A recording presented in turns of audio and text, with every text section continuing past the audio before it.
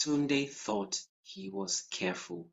He'd built his life like a well-kept garden, neat, deliberate, trimmed to look perfect from the outside.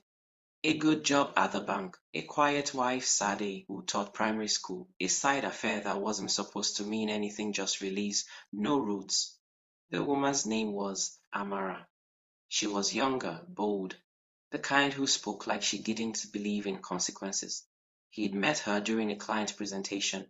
One harmless drink turned into a habit, then into a secret he fed like an addiction. For months, Tunde managed both worlds, lies crafted with precision, overtime, late meetings, traffic. But lies rot and rot spreads. Sade wasn't stupid. She noticed the distant eyes, the new cologne, the sudden guilt kisses on her forehead. She said nothing at first, just watched, waited. One night, she followed him. She parked 2 streets away and saw him through the cafe window, smiling like he hadn't in months. Across the table sat Amara, laughing, her hand on his wrist. Sade didn't cry. She just watched until she felt her stomach turn, then drove home in silence. When he returned later, she pretended to be asleep. The next morning, she made him breakfast. No confrontation, no scene.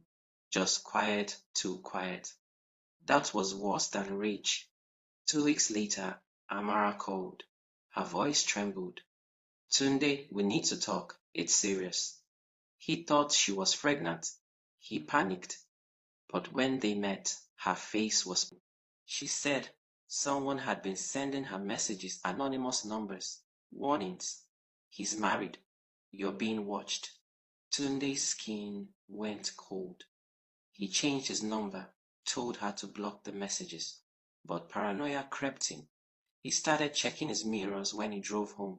He began deleting texts as soon as he read them. Sade remained calm, unnervingly so. She asked about work, about dinner, about weekend plans, all with a softness that felt rehearsed.